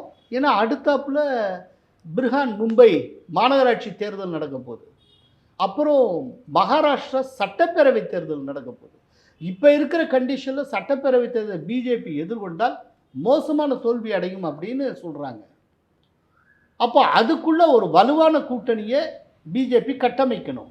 இப்போ இருக்கிற இந்த ஏக்நாத் ஷிண்டே இதோட அஜித் பவாரோடைய ட்ராவல் பண்ணிகிட்டு இருந்தால் திரும்ப அவங்க அதே போல் போயிட்டு இருந்தாங்கன்னு வச்சுக்கோங்க, ஆட்சியை அவங்க பிடிக்கிறது கூட வாய்ப்பு ஏற்பட்டுரும். அப்போது உத்தவ் தாக்கரேயை காங்கிரஸ் மற்றும் இது சரத்பவார் இவங்கள்டேருந்து நீங்கள் தள்ளி வைக்கணும், அவரை இந்த இதுலேருந்து வெளியில் கொண்டு வரணும்னா உத்தவ் தாக்கரேக்கு நீங்கள் ஒரு ஆஃபர் கொடுக்கணும். அப்போது அவங்கள்டேருந்து இவரை பிரிக்க முடியும். பிரதமருடைய அந்த போர்ட்ஃபோலியோஸ், பிரதமர் அமைச்சரவையில் இருக்கக்கூடிய போர்ட்ஃபோலியோஸ்லாம் யார் யார் இருப்பா அப்படின்ட்டு ஒரு எதிர்பார்ப்பு இருந்தது. மிக குறிப்பாக வந்து நிதியமைச்சராக நிர்மலா சீதாராமன் தொடர்வாரா, வெளியுறவுத்துறை அமைச்சராக ஜெய்சங்கர் தொடர்வாரா, ரொம்ப முக்கியமாக ஹோம் மினிஸ்டர் அந்த பதவியில் அமித்ஷா அவர்கள் தொடர்வாரா அப்படிங்கிற ஒரு கேள்வி இருக்கு. இது எப்படி மாறும்னு நினைக்கிறேன்? முதல்ல இப்போ இருக்கிறது கூட்டணி கவர்மெண்ட். கூட்டணி கட்சிகள் ஒரு நிர்பந்தத்தை உருவாக்கும், எங்களுக்கு இதெல்லாம் வேணும் அதெல்லாம் வேணும், அதெல்லாம் வேற கேட்கும். அப்போது பிஜேபி இந்த விஷயத்தில் எப்படி ஒரு ஃப்ரேம் ஒர்க் வச்சுப்பாங்கன்னா, கேபினெட் கமிட்டி ஆன் செக்யூரிட்டின்னு இருக்கு இல்லையா, அது வந்து ஹை லெவல் உச்சபட்ச டெசிஷன் மேக்கிங் பாடி. அந்த கேபினெட் கமிட்டி ஆன் செக்யூரிட்டிக்குள்ளே 4 போர்ட்ஃபோலியோஸ் வரும். ஒன்று உள்துறை, வெளியுறவுத்துறை, பாதுகாப்பு, நிதி அமைச்சர். இப்போ இந்த 4ல் பிஜேபி காம்ப்ரமைஸே பண்ணிக்காது. இந்த 4ம் பிஜேபியை சேர்ந்தவங்களுக்கு தான் இருக்கும். அதில் வந்து வேறு யாருக்குமே கொடுக்க மாட்டாங்க. இதுக்கு முன்னால் ஒரு தடவை வாஜ்பாய் அவர்கள் இந்த மாதிரி இதில் ஜார்ஜ் ஃபெர்னாண்டஸை பாதுகாப்புத்துறை அமைச்சராக போட்டு அவர் ரொம்ப கஷ்டப்பட்டார். அதுக்கப்புறம் 2004 வாஜ்பாய் வெளியில் போகிறாரு, மன்மோகன் சிங் பதவியேற்றார். அப்போது மன்மோகன் சிங்க்கு வாழ்த்து தெரிவித்த வாஜ்பாய் மன்மோகன் சிங்க்கு ரொம்ப முக்கியமான அறிவுரை ஒன்று வழங்கினார். 2 பேரும் பரஸ்பரம் ரொம்ப மரியாதையோடு இருக்கிறவங்க. வாஜ்பாய் மேலே பெரிய மரியாதை மன்மோகன் சிங். அப்போ மன்மோகன் சிங் அவர் சொன்னது என்னென்னா, நீங்கள் மினிஸ்ட்ரியில் யாரை வேணாலும் போடுங்க, ஆனால் கேபினெட் கமிட்டி ஆன் செக்யூரிட்டியில் மட்டும் உங்கள் கட்சியை சேர்ந்தவங்க மட்டும் போடுங்க, பிற கட்சியை சேர்ந்தவர்களை போட்டுறாங்க, நான் ஜார்ஜ் ஃபெர்னாண்டஸை போட்டு படாத பாடுபட்டேன் அப்படின்னா. அந்த அறிவுரையை கடைசி வரைக்கும் மன்மோகன் சிங் செயல்படுத்தினார். அதனால் வேறு கட்சியை சேர்ந்தவங்கள கேபினெட் கமிட்டி ஆன் செக்யூரிட்டி வரக்கூடிய அந்த போர்ட்ஃபோலியோஸுக்கு போட மாட்டாங்க. இப்படி ஒன்று வச்சுக்கலாம். ஒன்று. ரெண்டாவது, நிதின் கட்கரி, பியூஷ் கோயல் அவங்களுக்கு நல்ல போர்ட்ஃபோலியோ கிடைக்கலாம். எனக்கு என்னவோ நிர்மலா சீதாராமனே தொடர்வார்னு தோணுது. ஏன்னா அவங்க இதுவரைக்கும் போட்டிருக்க பட்ஜெட், கடைசியாக போட்ட பட்ஜெட் எல்லாத்தையும் பிரதமரே ரொம்ப புகழ்ந்து தள்ளியிருக்கிறார், ரொம்ப சிறப்பாக போட்டிருக்காங்க அப்படின்ட்டு. உங்களை வந்து நிர்மலா சீதாராமன் நிதித்துறைக்கு வேண்டாம்னு சொல்கிறதுக்கு ஒரு ரீசன் இருக்கணும்ல. அப்படி ஒரு ரீசன் வந்து மோடிகிட்ட இருக்கும்னு எனக்கு தோணலை. உள்துறை அமைச்சர் அமித்ஷா தொடர்வாரான்னு கேட்குறீங்க. அமித்ஷா வந்து பிஜேபிட்ட அகில இந்திய தலைவராக நியமிக்கப்படலை அப்படின்னா அவர் தான் ஹோம் மினிஸ்டர். இல்லாட்டி ஹோம் மினிஸ்டர் பாதுகாப்புத்துறை அமைச்சர் அப்படிங்கிறது ராஜ்நாத் சிங்க்கும் அமித்ஷாவுக்கு இடையில் அது கொஞ்சம் மாற்றிக்கொள்ளப்படலாம். ஆரம்பத்தில் கூட கொஞ்ச காலம் அமித்ஷா பாதுகாப்புத்துறையில் இருந்தார், அப்புறம் ஹோம் மினிஸ்டர். அதே போல் திரும்ப கூட வர்றதுக்கெலாம் வாய்ப்பு இருக்குது. இதெல்லாம் இருக்கும். இது தவிர தெலுங்கு தேசம் வந்து சபாநாயகர் போஸ்ட்டை கேட்குறாங்க. இதுக்கு முன்னால் அவங்க அதே தெலுங்கு தேசம் பாலயோகியெல்லாம் இருந்தார் சபாநாயகராக. அவங்க சபாநாயகர் போஸ்ட்டு ப்ளஸ் 5 மினிஸ்ட்ரி போஸ்ட் கேட்குறாங்க. அதில் 5ல் 1 நிதித்துறையில் மினிஸ்டர் ஆஃப் ஸ்டேட் போஸ்ட் எங்களுக்கு வேணும் அப்படின்னு சொல்லி அவங்க கேட்குறாங்க. இதில் எவ்வளோ அகாமடேட் பண்ண போகிறாங்கன்னு தெரியாது. அதுக்கப்புறம் குமாரசாமி அவர் வந்து வேளாண் துறை அமைச்சகம் கேட்டதாக தகவல் கசிந்தது.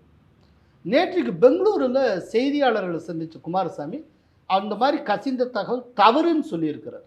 ஆனால் வலுவாக அடிபடுகிறது, அவர் வந்து விவசாயத்துறை அமைச்சராக இருப்பார் அப்படின்னு. இது தவிர நிதிஷ்குமார் வந்து 3 போர்ட்ஃபோலியோ வரைக்கும் கேட்டிருக்காங்க போல இருக்கு, இன்க்ளூடிங் ரயில்வேஸ். அவர் ஏற்கனவே அவர் ரயில்வேஸ் மினிஸ்டராகவே இருந்தவர், இன்க்ளூடிங் ரயில்வேஸ் அவர் கேட்டிருக்கிறார். இதை விட நேற்றைக்கு யுனைடெட் ஜனதா தளுடைய மிக முக்கிய தலைவர் கேசி தியாகி அவர் ஒரு இன்டர்வியூ கொடுத்துருக்கார். அவர் சொல்கிறப்போ அவர் என்ன சொல்லியிருக்காருன்னா, நாங்கள் பீகாருக்கு ஸ்பெஷல் பேக்கேஜ், அது ஏற்கனவே ரொம்ப காலமாக வலியுறுத்திக்கிட்டு இருக்கோம், அந்த ஸ்பெஷல் ஸ்டேட்டஸு அதை வந்து திரும்ப தொடர்ந்து வலியுறுத்துவோம் அப்படின்னு. அப்புறம் இன்னொன்று அவர் சொல்லியிருக்கார், ஒரே நாடு ஒரே தேர்தல், இதில் வந்து எங்களுக்கு உடன்பாடு, ஆனால் அதை வந்து சட்டுன்னு நம்ம செஞ்சிட முடியாது, நம்ம யோசிச்சு தான் செய்யணும் அப்படின்னு அவர் சொல்லியிருக்கிறார். யூனிஃபார்ம் சிவில் கோடை பொறுத்தளவில் நிறைய ரிசர்வேஷன்ஸ் இருக்குது.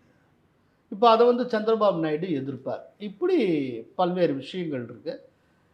இதை தவிர வேறு யாருக்கெல்லாம் கிடைக்கும், எப்படி ஒரு 40 மினிஸ்டர்ஸ் வரைக்கும் பதவி ஏற்பாங்க அப்படின்னு சொல்லப்படுகிறது.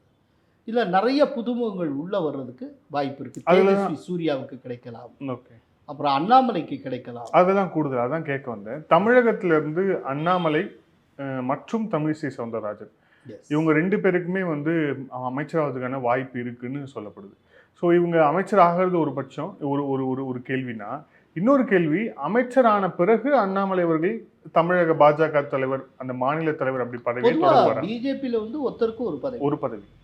இப்போ அமித்ஷாவே அகில இந்திய தலைவர் அப்படின்னு வந்தார்னா அவர் அமைச்சராக இருக்க முடியாது. இப்போ இடையில ஒரு ஸ்டாப் கேப் அரேஞ்ச்மெண்ட்டாக ஒன்று நடந்தது தெலுங்கானாவில் திடீர்னு கிஷன் ரெட்டியை கொண்டு வந்து தலைவராக்கினாங்க. அப்போ அவர் வந்து மத்திய அமைச்சராகவும் தொடர்ந்தார். அதுக்கு காரணம் என்ன அப்படின்னா, அதுக்கு அடுத்த ஒரு சில மாதங்களில் எலெக்ஷன் வரப்போது, புதிய அரசு வரப்போது, எதுக்கு இப்போ மாற்றிக்கிட்டு கேபினெட் ரீஷஃபுல்லாக வேண்டாம் அப்படிங்கிறனால அப்படியே விட்டாங்க. பட் ஜென்ரலாக இன் ஜென்ரல் பிஜேபியுடைய ரூல்ஸ் எல்லாருக்கும் தெரியும், ஒருத்தருக்கு ஒரு பதவி. ஒருவேளை இவர் வந்து அமைச்சர் ஆகிறார் அப்படின்னா இங்கே மாநில தலைவர் பதவியிலிருந்து அவர் வெளியில் போக வேண்டியிருக்கும். ஒருவேளை அண்ணாமலைக்கு மட்டும் ஒரு விதிவிலக்கு கொடுத்து 2யுமே தொடர அனுமதிக்கப்படுவாரான்னு நமக்கு தெரியாது. பட் ஜென்ரல் ரூல்ஸ் படி பேசுறதுன்னா, அவர் வந்து அங்கே இருந்தால் இங்கே இருக்க முடியாது, இங்கே இருந்தால் அவர் மினிஸ்டராக இருக்க மாட்டார்னு நம்ம புரிஞ்சுக்கலாம். இல்லை, உங்கள் டேக் என்ன இதில்? எப்படி பேச்சு அடிபடுறது என்ன அப்படின்னா, அவருக்கு வந்து ஒரு நல்ல போர்ட்ஃபோலியோ கிடைக்கும், அமைச்சர் ஆகிறார், அதுக்காகத்தான் அவர் வந்து டெல்லிக்கு கூப்பிட்டுருக்காங்கிறாங்க. ஆனால் அதில் இதில் இன்னொரு ரிசர்வேஷன் இருக்குல்ல, குறிப்பாக அந்த அமைச்சர் பொறுப்பு அப்படிங்கிறது மற்ற கட்சியில் அது பொறுப்பாக இருக்கும். தமிழக பாஜக பொறுத்தவரை வந்து அது இங்கிருந்து இடத்த காலி பண்ணுங்கிற ஒரு சென்ஸும் இல்லை. அப்படி ஏன்னா போன முறை அப்படி கிடையாது. எல் முருகன் அவர்கள் வந்து இந்த மாநில தலைவராக இருந்தார். அவர் வந்து சட்டமன்ற தேர்தலில் பெர்ஃபார்மன்ஸ் கம்மியாக அவர் தலைவர் ஆக்கினார். உழைப்புக்கான அங்கீகாரம்னு நம்ம பார்க்கலாம், அவங்களுடைய உழைப்புக்கான அங்கீகாரம். எல் முருகன் கடுமையாக உழைச்சார், வெற்றிவேல் யாத்திரையை நடத்தினார். அவருடைய பீரியடில் வந்து 4 எம்எல்ஏக்கள் வரைக்கும் வந்தாங்க. ஸோ அதுக்கு வந்து ஒரு எலிவேஷன் கொடுத்தாங்க, அங்கே மினிஸ்டர் ஆஃப் ஸ்டேட்டாக கொடுத்தாங்க, அவரை போய் இருந்தார். அதே போல் இவர் 2.5 வருஷ காலம் கடுமையாக உழைச்சிருக்காரு, அவருக்கு ஒரு எலிவேஷன், ஒரு ரிவார்டு கொடுக்கணும்ல. ஸோ அதனால கூட இருக்கலாம். இதை வந்து நீங்கள் வேறு விதமாக பார்க்கணுங்கிற அவசியம் கிடையாது. அப்படி அந்த மாதிரி இருக்கிறதுக்கு வாய்ப்பு இருக்குது. இதில் அடுத்தபடியாக N square factor, Nitish and Naidu factor, இவங்க ஃபேக்டரி எப்படி ஒர்க் ஆகும்னு தொடர்ச்சியாக நோக்கி கேள்வி கேட்டுகிட்டே இருக்காங்க. இந்த 2 பேர் இதில் அதுக்கு முன்பாக இது ஃபேக்டரி எப்படி ஒர்க் ஆகும்னு கேட்கறதுக்கு முன்பாக இன்னைக்கு நடந்த ஒரு சம்பவத்திலேருந்து ஒரு கேள்வி. இன்னைக்கு நடந்த அந்த தேசிய ஜனநாயக கூட்டணியில் பிரதமராக வந்து என்டிஏ கூட்டணியில் தேர்வு செய்யப்பட்டார். பிரதமர் வேட்பாளராக பிரதமர் மோடி தேர்வு செய்யப்பட்டு இதானார். அதில் வந்து நிதிஷ்குமார் அந்த பேசிட்டு வரும்போது கிட்டத்தட்ட அவர் வந்து பிரைம் மினிஸ்டருடைய காலில் விழுறதுக்காக போகிறார். இன்னொரு பக்கம் சந்திரபாபு நாயுடு அவர்கள் பேசும்போது right time right man in the job அப்படிங்கிறார். சரியான நேரத்தில் சரியான தலைவராக மோடி இருக்கிறார். ஸோ மோடி நமக்கு தேவை, நாட்டுடைய வளர்ச்சிக்கு மோடி தேவை, ஸோ ஐ ப்ரப்போஸ் அப்படின்னு வந்து சொல்கிறார். இந்த 2 தலைவர்கள் காமிக்கிற இந்த இவ்வளோ விஷயம் இருக்குல்ல, இது அப்படியே தொடருமா? தொடரும்னு நினைக்கிறேன். ஏன்னா அவங்க ஜெஸ்டர் அந்த மாதிரி. இப்போ நிதிஷ்குமார் வந்து அவரே ஒரு பிரைம் மினிஸ்டர் கேண்டிடேட்டுங்கிற லெவலில் பேசப்படக்கூடியவர். ஆமாம், எத்தனை காலமாக சிஎம்மாக இருக்கா, அவர் வந்து ஜனதா பரிவார்லேருந்து வந்திருக்கிற ஒரு மிக முக்கியமான ஒரு தலைவர். அவர் வந்து பிரைம் மினிஸ்டர்கிட்ட எப்படி நடந்து கொண்டார், அப்படி அவர் நடந்துக்கணுங்கிற அவசியமே இல்லை. இன்றைக்கி அவர் வச்சிருக்கிற சீட்டுக்கு அவர் வந்தே ஆகணும்னு பிஜேபி தான் கிளைம் பண்ணிட்டு இருக்கா. அவருக்கு ஒன்றும் இல்லை, ரைட்டா? அப்படிங்கிறப்போ அவர் ஏன் அப்படி நடந்துக்கிறார்? இன்னொன்று, சந்திரபாபு நாயுடுக்கு பழசு ஞாபகத்தில் இருக்கும். எப்போல்லாம் என்டிஏ விட்டு வெளியில் போகிறாரோ அப்போது அந்த மாநிலத்திலேருந்து அவர் ரவுட் ஆகிடுறார், காணாமலே போயிடுறாரு. இந்தியாவுக்குள்ளே திரும்ப வர்றப்போ தான் அவருக்கு அரசியல் புனர்வாழ்வே கிடைக்குது. அப்படிங்கிறப்போ இந்தியாவுக்குள்ளே ரொம்ப பத்திரமா இருந்து இருக்கிற மரியாதையை காப்பாற்றிக்கிட்டா தான் நல்லதுங்கிற ஒரு படிப்பினை கடந்த காலத்திலிருந்து அவருக்கு கிடைத்திருக்கிறது. அதே போல் நிதிஷ்குமார் சும்மா தாவிட்டுனா இந்த வயசுக்குள்ள இதுக்கு மேலே மரியாதை இருக்காது, இருக்கிறத வாங்கிட்டு நல்லபடியாக செட்டில் ஆகும் அப்படிங்கிற மாதிரி தான் அவர் பார்ப்பார். அவர் வந்து சிஎம்மாக இருந்துகிட்ருக்கா, அவங்க கட்சிக்கு 3 கேட்குறாரு, 3 கொடுப்பாங்க. அது ஏதோ 1-2 கேபினெட்டாக இருக்கும், 1 எம்ஓஎஸ்ஸாக இருக்கலாம், ஏதோ ஒன்று கொடுத்துட்டு ரொம்ப மரியாதையை காப்பாது. அவங்க கேட்குறத கொடுத்துட்டு அவ்வளோதானே. அதுக்கு மேலே ஒரு சில விஷயங்கள் வந்து ஹோல்ட் ஆன் பண்ணுவாங்க. இப்போ எடுத்துக்காட்டால் ஜாதிவாரி கணக்கெடுப்பு இருக்குது, இதை வந்து நிதிஷ்குமார் வலியுறுத்துவார், அவரே அதை கொண்டு வந்தவர் தான். இப்போ தேசிய அளவில் செய்யணுங்கிறப்போ பிஜேபி மௌனம் சாதிக்கும். இப்போ அந்த மாதிரி ஒரு ஃப்ரிக்ஷன் வரக்கூடியது இருக்குல்ல, தோழமை கட்சிக்கும் பிஜேபிக்கு இடையில் ஃப்ரிக்ஷன் வரக்கூடிய இடம் இருக்குல்ல, அந்த இடத்துல வந்து ஒரு காலதாமதம் செய்வாங்க. உங்களுக்கும் எனக்கும் உறுத்தலாக இருக்கிற டயத்தில் எந்த முடிவு எடுக்க வேண்டாம், அப்படியே கடப்பில் போடுவோம். அதன் மூலமாக பிரச்சனைகளை தவிர்க்க முடியும். அந்த மாதிரி போவாங்க. ஒரு தடவை பிவி நரசிம்மராவை பார்த்து அவர் பிரைம் மினிஸ்டர் இருக்கும்போது கேள்வி கேட்டாங்க, உங்களை பற்றி ஒரு பெரிய குற்றச்சாட்டு வருது, நீங்கள் பல விஷயங்களில் முடிவே எடுக்கிறது இல்லை அப்படின்னு சொல்கிறாங்களே அப்படின்னு ஒரு கேள்வி. ஏன்னா டெசிஷன் மேக்கிங் அவர்கிட்ட இருக்கவே அது ஒரு டைப்பாக கொண்டு போவார். அப்போது முடிவெடுக்கிறதே இல்லை அப்படின்னு ஒரு குற்றச்சாட்டு வருது. அப்படி அதுக்கு ராவ் சொன்ன பதில் என்ன அப்படின்னா, முடிவெடுக்காமல் இருப்பது என்பதே ஒரு முடிவு தான் அப்படின்னு. இது ஆக்சுவலி ஆமாம், நாட் டேக்கிங் டெசிஷன் இருக்குல்ல, அதுவே ஒரு டெசிஷன் மேக்கிங் தான். அப்போ சிதம்பரம் வந்து இங்கேருந்து கற்றுக்கிட்டாரோ? அவர் இந்த காஷ்மீரில் கேட்கும்போது not taking an action is also an action. ஏன்னா அவர் வந்து நரசிம்மராவோட அவரில் காங்கிரஸ்காரர் தானே, அவர் ஒரே பரிவார், காங்கிரஸ் பரிவார் தானே. அப்படிங்கிறப்போ ராவுடைய பொன்மொழிகள்லாம் அவருக்கு தெரிஞ்சிருக்கும்ல, அவர் தேர்ந்து அவர் கற்றுக்கிட்டு இருப்பார். அதனால் கிரிட்டிக்கலான இஷ்யூஸு, 2 பேருக்கும் உறுத்தலான விஷயங்கள், அதில் வந்து முடிவெடுக்காமல் தள்ளி போடுறது மூலமாக சாதுரியமாக தவிர்த்துட்டு வருவாங்க. மற்றபடி 2 பேரும் கோஆர்டினேட் பண்ணி செய்யக்கூடியதை சிறப்பாக செயல்படுத்துவாங்க. அப்படி இருக்கும். அதனால் இந்த 2 பேரும் அங்கே போயிடுவாங்களோ இங்கே போயிடுவாங்களோ அதனால, பட் இதெல்லாம் வச்சுட்டு ஒரு பூச்சாண்டி காட்டுறதுக்கு இந்தி கூட்டணி முயற்சி பண்ணிக்கிட்டே இருக்கும். அவங்களாம் ஒரு ஃபேப்ரிகேட்டட் ஸ்டோரியை இனிமேல் அப்படியே பரப்பிக்கிட்டே வருவாங்க. ஏதோ ஒரு பெரிய ஃப்ரிக்ஷன் இருக்கிறது, நாளைக்கே நிதிஷ்குமார் இந்த பக்கம் வர்றதா அந்த அள்ளி விட்டுக்கிட்டு இருப்பாங்க. ஆனால் என்னை பொறுத்தவரை ரொம்ப ஸ்மூத்தாக இந்த கவர்மெண்ட்டை அடுத்த 5 ஆண்டுகளை கம்ப்ளீட் பண்ணணும்னு நினைக்கிறேன். இந்த 5 ஆண்டுகளுக்குள்ளே அவங்க கற்ற பாடம், இந்த தேர்தலேருந்து பெற்ற பாடம் கற்ற பாடம் இருக்கு இல்லையா, அதை கரெக்டாக இம்ப்ளிமெண்ட் பண்ணுவாங்க. நெக்ஸ்ட் டேத்தில் பிரமாதமாக ஷைன் பண்ணுறதுக்கு வாய்ப்பு. இந்த இண்டி கூட்டணி இந்த தேர்தல் வந்த நாளில் யார் பிரதமர் ஆவார், தனி மெஜாரிட்டி பாஜக கிடைக்கல அப்படிங்கிறப்போ நிறைய டிஸ்கஷன் போயிட்டு இருந்துச்சு. இவங்க உடனே அடுத்த நாள் நாங்கள் கூட்டத்தை கூட்டுறோம்லாம் கூட்டினாங்க. ஆனால் ஏன் வந்து ஒரு ஆட்சி அமைக்கணும்னு ஒரு ட்ரை கூட நாங்கள் பண்ணுறோம் அப்படிங்கிற அளவு கூட அவங்க சொல்ல, நாங்கள் வந்து எதிர்கட்சியாகவே உட்காந்துருவோம்னு சொல்லிட்டாங்க. அவங்க நினச்சா அவங்க வந்து ரீச் அவுட் பண்ணியிருக்க முடியும் இல்லையா, நாயுடுவையும் நிதிஷும் வந்து ரீச் அவுட் பண்ணியிருக்க முடியும். அந்த மாதிரி பண்ணி அது ஃபெயில் ஆயிடுச்சா, இல்லை வேண்டாம் நம்ம ஆப்போசிஷனில் உட்காருவோன்னு முடிவு எடுத்தாங்களா, அந்த முடிவுக்கு தள்ளப்பட்டாங்களா? அவங்க ரீச் அவுட் பண்ணுறதுக்கு ட்ரை பண்ணியிருப்பாங்க, அது பலித்திருக்காது. ரீச் அவுட் பண்ணுறதுக்கு ட்ரை பண்ணியிருப்பாங்க. இன்னொன்றுங்க, நீங்கள் இந்த ரிக்வயர்ட் நம்பர்ஸ் அடையிறதுக்கு இன்னொரு 30-35 சீட்டு வேணுங்க. எம்பியில் 30 மஸ்டர்ட் பண்ணுறது ரொம்ப கஷ்டம். இப்போ நாயுடுவும் நிதிஷ்குமாரையும் நீங்கள் கூப்பிட்டீங்க அப்படின்னா, எப்படி பவன் கல்யாண் உங்களோட ட்ராவல் பண்ணுவாரா? நீங்கள் சும்மா அரித்மெட்டிக் கணக்கு போட்டு இங்கேருந்து நாயுடு கூட்டா அவ்வளோ எல்லாம் முடிஞ்சு அப்படிலாம் சொல்லியிருக்க முடியாது. நீங்கள் கூட்டு போயிடுவீங்க. நாளைக்கு அவர் வந்து ஆந்திராவில் அரசியல் பண்ணணும்ல, அது எப்படி பண்ணுவார்? இந்த கூட்டணி என்பதே பவன் கல்யாணுடைய மூளை. பவன் கல்யாண் தான் இதுக்கு முன்னாடி மொத்த ஸ்ட்ரக்சரை. பவன் கல்யாண் தான் ஆரம்பத்துலேருந்தே பிஜேபி இந்த கூட்டணிக்குள்ளே வந்தே ஆகணும் அப்படின்னு.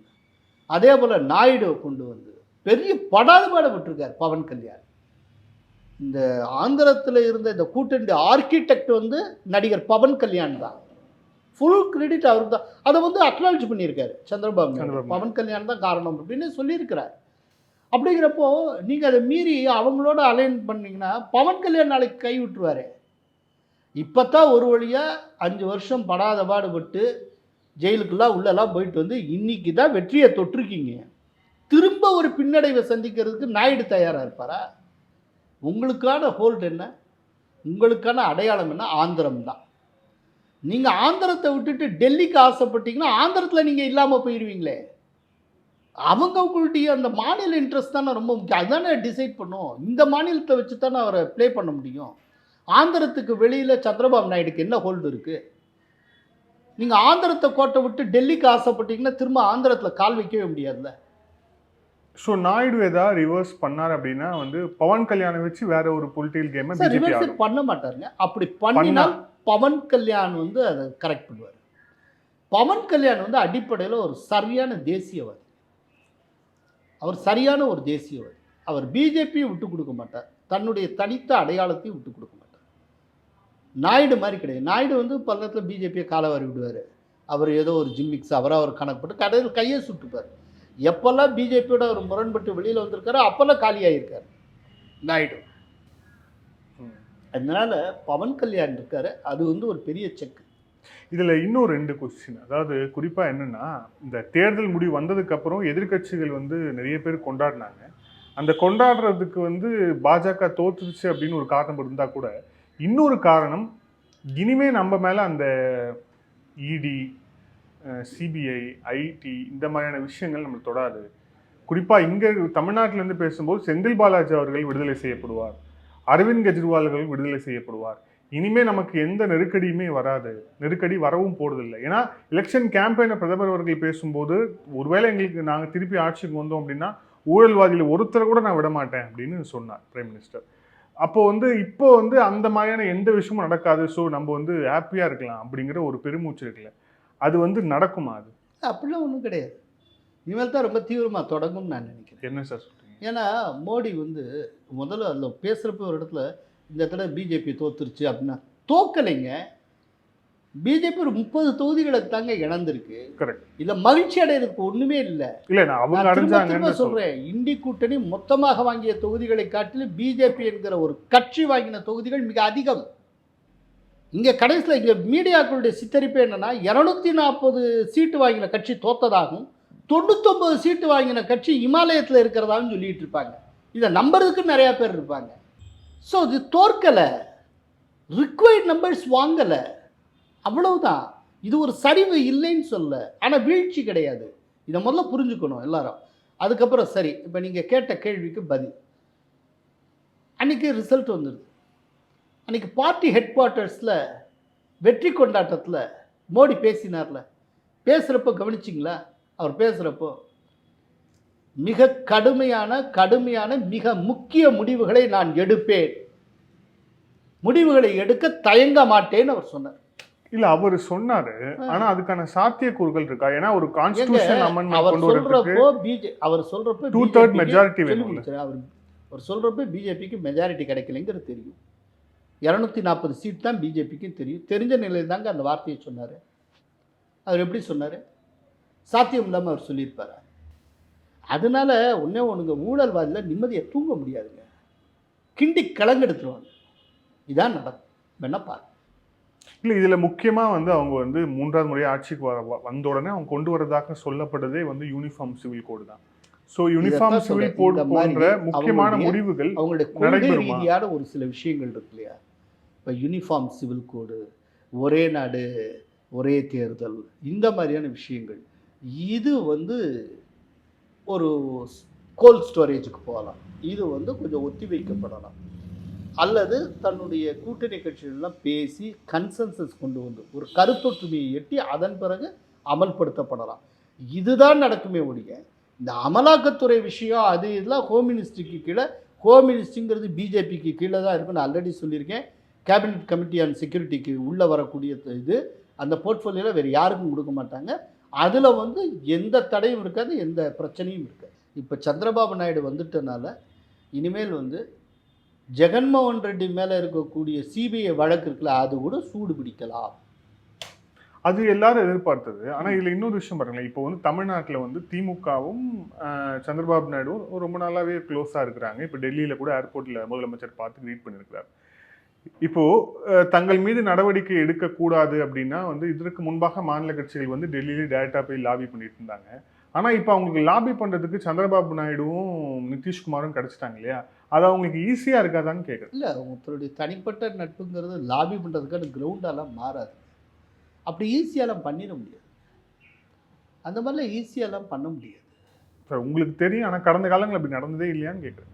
நடந்ததே இல்லையேன்னா ஒரு ஜஸ்ட் ஒரு ஃப்ரெண்ட்லி இது, எனக்கு அவர் நண்பர் அவருக்கு இவர் நண்பருங்கிறதுனாலே எல்லாமே நடக்கிறாரு.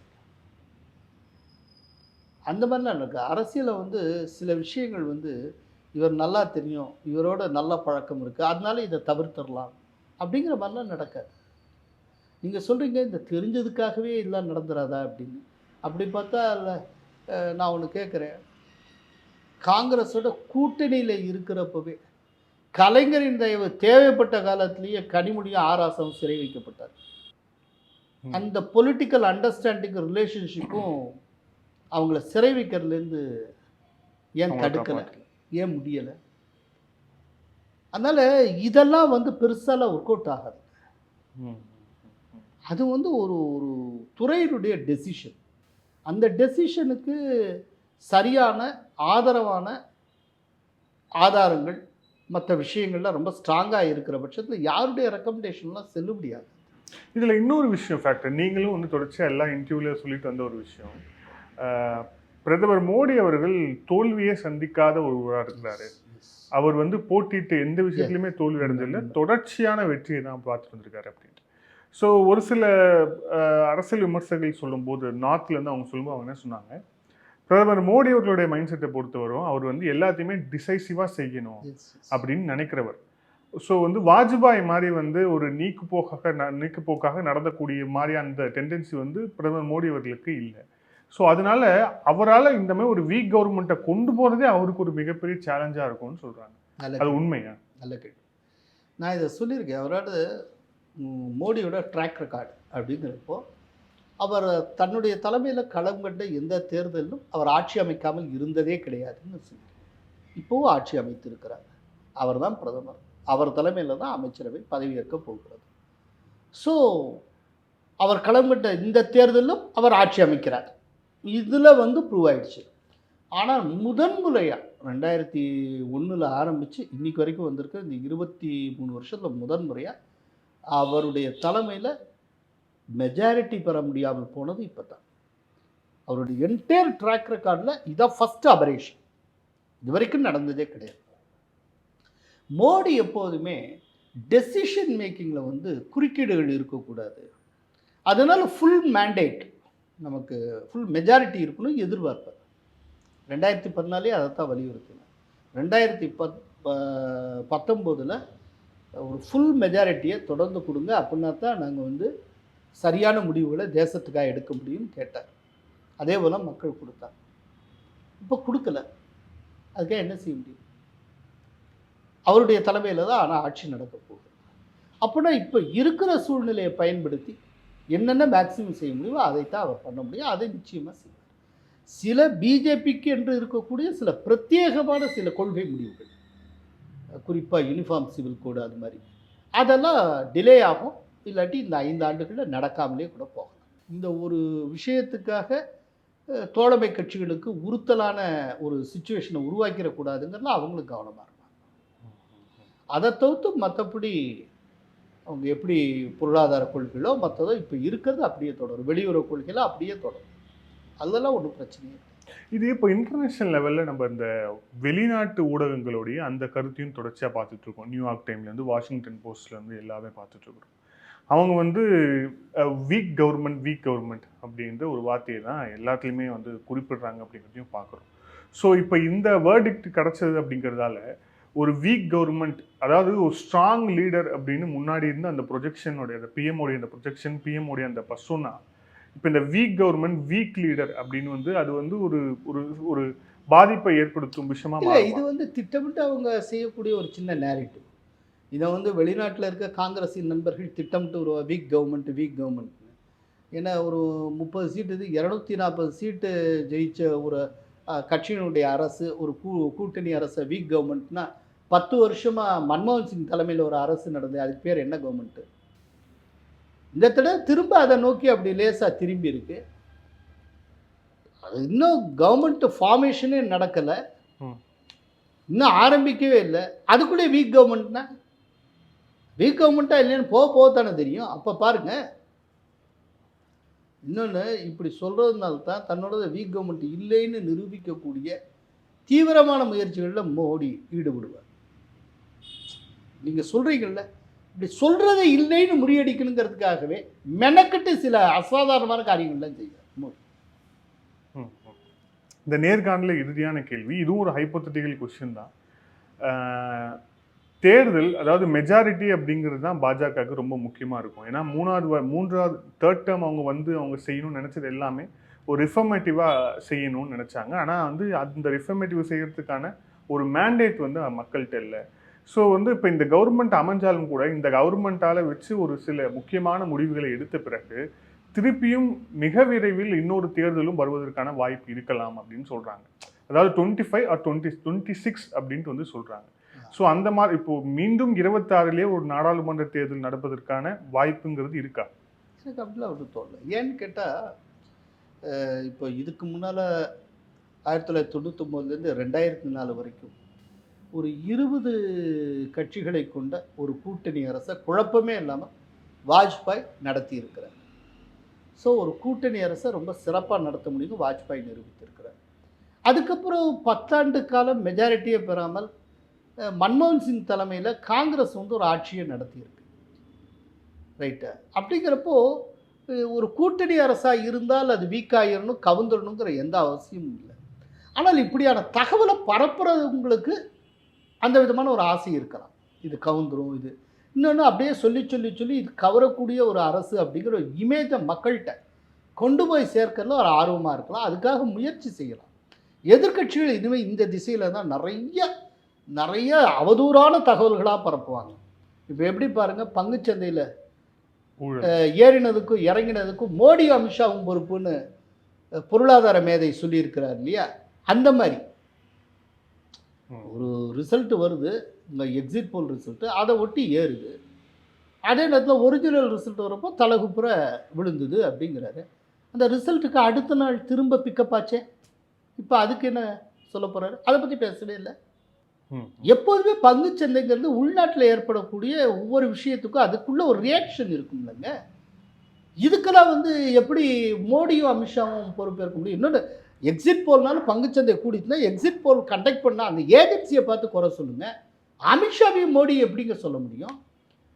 அதில் பிஜேபிக்கு அதிக எண்ணிக்கை கொடுத்துருந்ததுனால அப்படின்னா அதே எக்ஸிட் போல் ஏஜென்சிஸ் அத்தனையும் தமிழ்நாட்டில் யாருக்கு கொடுத்துருந்தாங்க? கேரளத்தில் யாருக்கு கொடுத்துருந்தாங்க?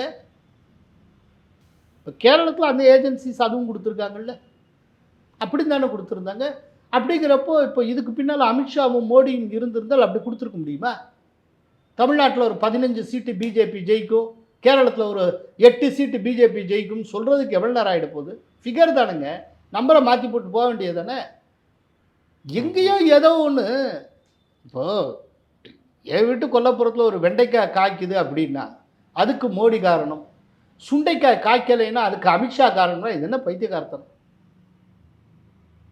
அதுக்கு இன்னொன்று இப்படித்தான், இதுதான் பின்னால் இருக்கார், இதுக்கு பின்னால் அமித்ஷா மோடி தான் இருந்தார் அப்படிங்கிறது ஆதாரம் காட்டுங்க.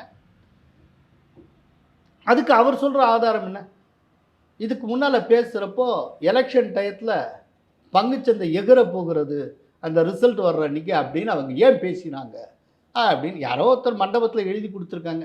இதை மெனக்கிட்ட கண்டுபிடிச்சி இப்படி நீங்கள் ட்விஸ்ட் பண்ணி இன்டர்பிரேட் பண்ணிங்களா சூப்பராக ஆகிரும் அப்படின்னு சொல்லிட்டு, அது அவர் சொன்னதுக்கு காரணம் மிகச்சிறப்பான வெற்றியை பெறுவோம், அப்படி வெற்றி பெறுற அன்னைக்கு பாருங்கள் எங்கே பார்த்தாலும் பட்டாசு முழக்கம் கேட்கும்னு சொல்கிறது இல்லையா? அதுபோல் பங்குச்சந்தை கூடும் குறையும், சந்தோஷமாக இருக்க இந்த ஐடியாவில் சொல்லியிருக்காங்க. இப்படி ஒரு செட்பேக் வரும்னு யாரும் எதிர்பார்க்கல.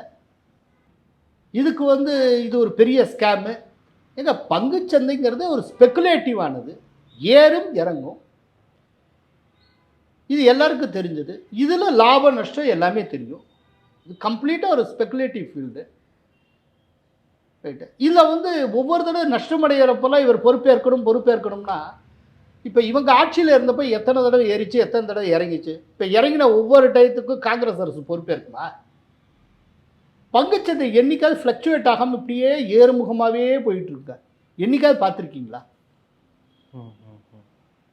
என்ன எப்போதுமே உங்களுக்கு பார்லிமெண்ட் செஷன் ஆரம்பிக்கிறதுக்கு முன்னால், ஒரு நாளைக்கு முன்னால், 2 நாளைக்கு முன்னால் காங்கிரஸுடைய வெளிநாட்டு நண்பர்கள் மீடியாக்கள் ஒரு பாயிண்ட் எடுத்துரும். பெகாசஸ் ஒன்று கிளப்பிடுவாங்க. அதை வச்சு அந்த பஜனை பண்ணி பார்லிமெண்ட் செஷன் முழுக்க முடக்குவாங்க இல்லையா?